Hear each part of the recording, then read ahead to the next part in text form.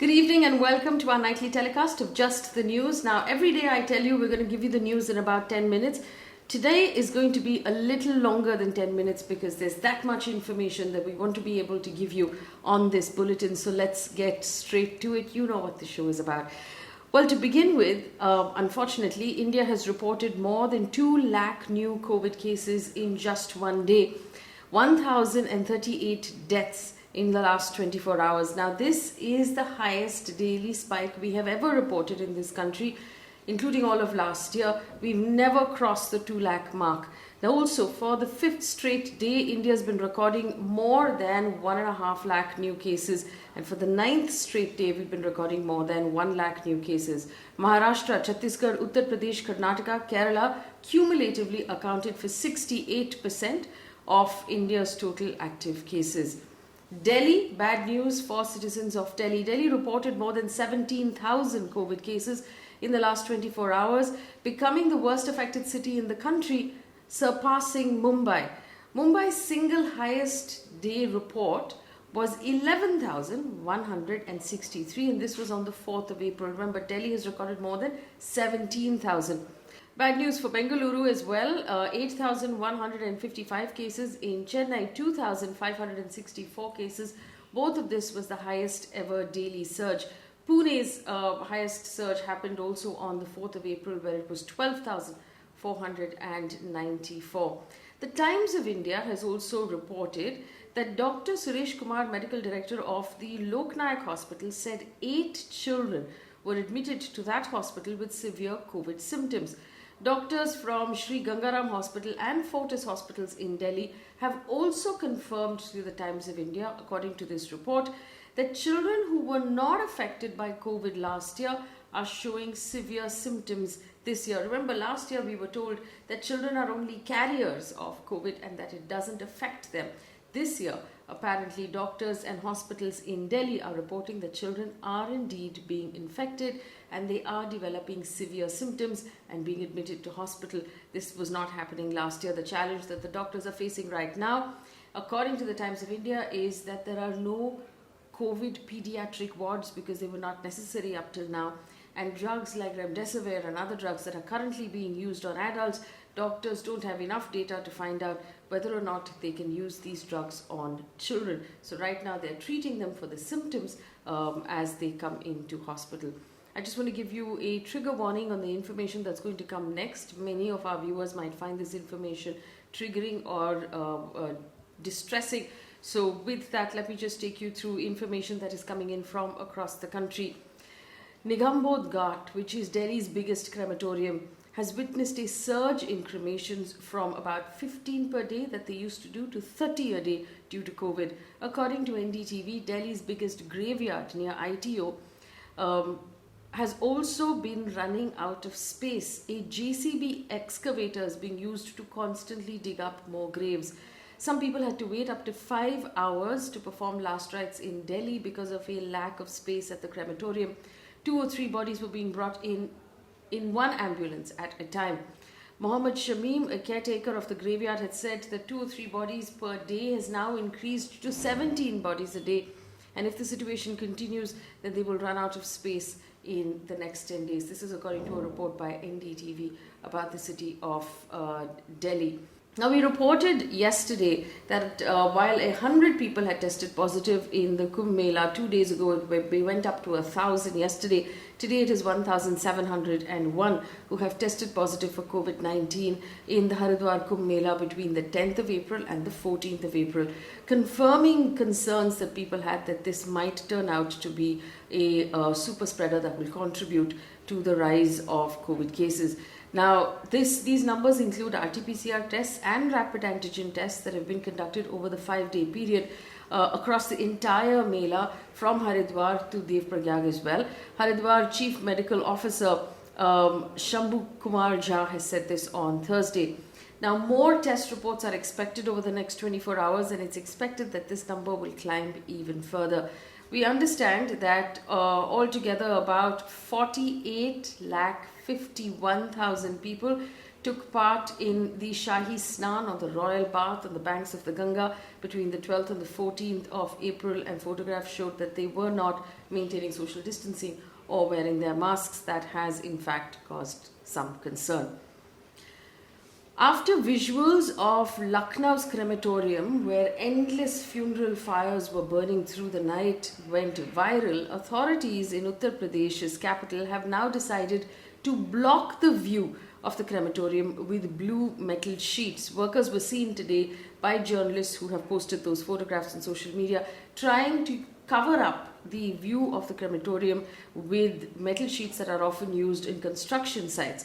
Now, the move comes a day after a video of the same crematorium with a large number of burning pyres went viral on social media, triggering concerns. Along with the sheets, a new notice was also put up warning people not to enter the area because it is a COVID-affected zone, and saying trespassers will be prosecuted. According to officials of two crematoriums in a graveyard in Bhopal, 84 bodies were cremated or buried with COVID protocols on Tuesday. Now, this is according to the Hindustan Times and the India Today. On contrary, the city health department in Bhopal reported only 5 COVID deaths in the entire city and only 40 deaths in all of Madhya Pradesh. According to the Hindustan Times, the state health minister has denied the allegations that the state is underreporting deaths. He said, "We came to know about the cremation of a large number of bodies. We're looking into the matter, but there's no underreporting of cases," end quote. The cremation grounds in Bhopal, which would normally see about 5 or 10 bodies, are now seeing 35 to 40 bodies on a daily basis.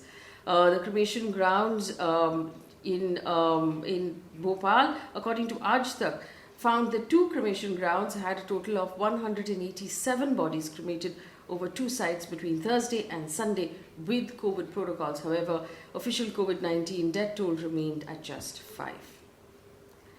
Giving you a quick wrap of all of the new restrictions being announced across the country, starting with Delhi. Delhi Chief Minister Arvind Kejriwal has announced a weekend lockdown, which will begin this Friday and extend till Monday morning. This will happen every weekend for the rest of this month. Only essential services will be allowed. Home delivery and takeaway from restaurants will be allowed, but sitting down at restaurants will no longer be okay over the weekend. Movement of family members for weddings that have already been scheduled will be allowed for the coming weekend if it's already been planned. Gyms, pools, malls will be closed. Cinema halls will be allowed at 30% capacity.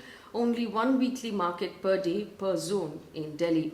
The Uttar Pradesh government has extended its night curfew 8 p.m. to 7 a.m. in all districts that have more than 2,000 active COVID cases. That includes Lucknow, Prayagraj, Varanasi, Noida, Kanpur Nagar, Gautam Budh Nagar, Ghaziabad, Meerut and Gorakhpur. Rajasthan has announced a curfew from 6 p.m. in the evening to 5 a.m. across all cities from Friday. The curfew will be in effect until the end of the month, that's the 30th of April. Markets will have to be closed by 5 p.m. every day. All educational coaching institutes will be shut. Public functions and sporting events will not be allowed. The Telangana's Director of Public Health and Family Welfare, Dr. G. Srinivasa Rao, has asked people to wear their masks even when they're inside their homes. He said, and I quote, "From now on, please wear your mask when you're with your family members inside your home. When you go out to work and then come home, you may infect others like children and elders unknowingly, leading to hospitalization or maybe even death," end quote. Telangana reported 3,307 cases in the last 24 hours. Well, a sliver of good news. Mukesh Ambani has decided to divert 100 tons of oxygen produced at his refineries to the state of Maharashtra completely free of cost. According to Bloomberg, Mukesh Ambani's Reliance Industries, which operates the world's biggest refining complex in western India, has started supplying oxygen from Jamnagar to Maharashtra. Meanwhile, state-run Bharat Petroleum has built up a stockpile of 20 tons of medical-grade oxygen in its Kochi refinery. This comes after reports from across the country, but specifically from the state of Maharashtra, that hospitals were running out of oxygen and that was putting people's lives at risk. Private hospitals in Mumbai are now going to tie up with 4 or 5-star hotels to accommodate patients who don't need very critical care. Doctors will approve of the transfers. According to Mumbai's civic body, the BMC, the hotels will need a minimum of 20 rooms for COVID cases. and will have round-the-clock medical services including doctors' consultations, nurses and ambulance transfers. Hospitals can charge up to 4,000 rupees per day for these facilities and 6,000 for a room if anyone is staying with the patient. A quick update on all of the movement on exams in the country right now. The IB has decided to cancel exams across the country.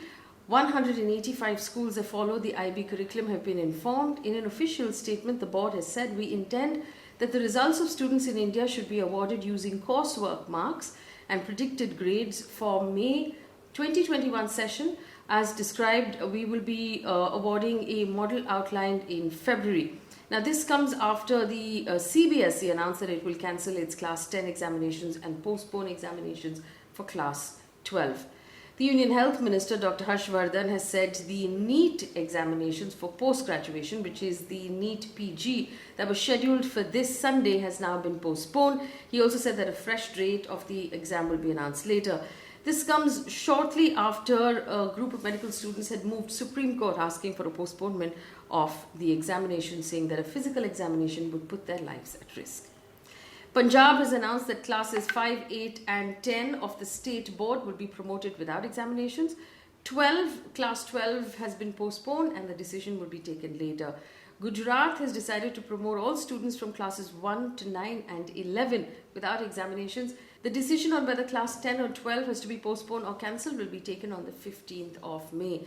The Haryana government has decided to cancel examinations for class 10 and postpone examinations for class 12.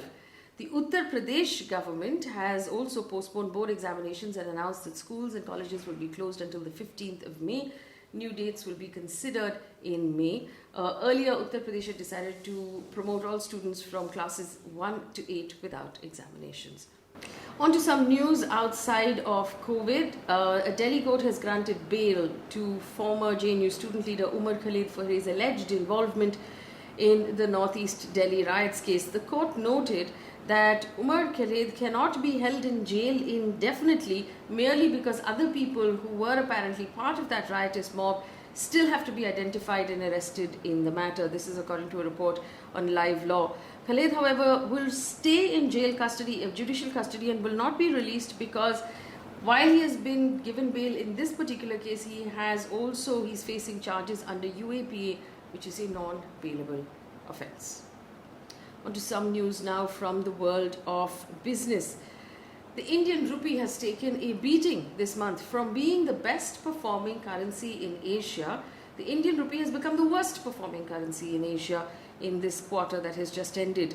This comes after a surge of COVID cases and several states now bringing in lockdowns, which has hurt sentiment of the stock market.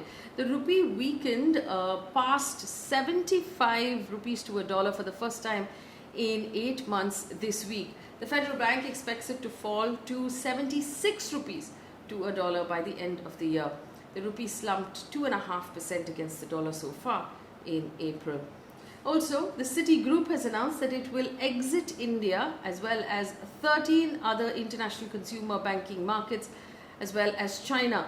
It plans to shift its focus now from retail banking to wealth management, especially in markets where the group doesn't have the scale to compete.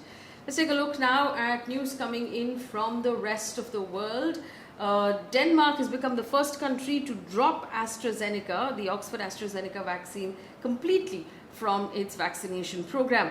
The Director General, Søren Brostrøm, has said the results of investigations into the AstraZeneca-associated blood clots show real and serious side effects. The Danish Health Authority have said that studies have shown a higher than expected frequency of blood clots following these doses, affecting about 1 in every 40,000 people. Danish authorities have said that people who've already gotten one dose of AstraZeneca's vaccine will be offered a second dose from a different manufacturer like Pfizer or Moderna. Also from the world of science right now, although this could be tech or science or even business, Facebook has signed a deal to buy renewable energy in India from a local firm's wind power project. A 32 megawatt wind power project located in Karnataka is part of a larger portfolio of wind and solar projects that Facebook and Mumbai-based CleanMax are working together in order to supply renewable power to India's electrical grid. Facebook's head of renewable energy, Urvi Parekh, has said the company typically doesn't own power plants but instead signs long-term electricity purchasing agreements with the power company. A quick look at the world of sports right now. Real Madrid has knocked out Liverpool to reach the semi-finals of the Champions League.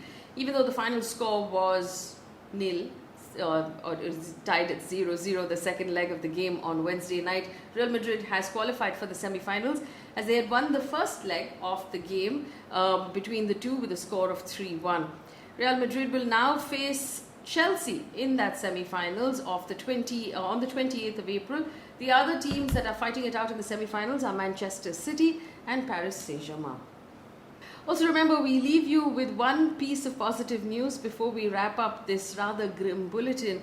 The UAE has selected an Arab woman who is the first to train as an astronaut as the Gulf country rapidly expands into the space sector to diversify its economy.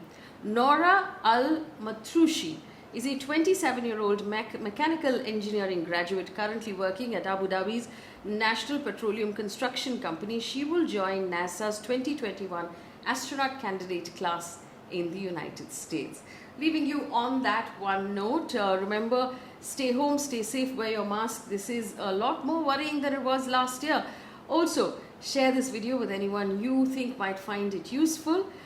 Subscribe to our YouTube channel and like our content. Thank you for watching. Good night.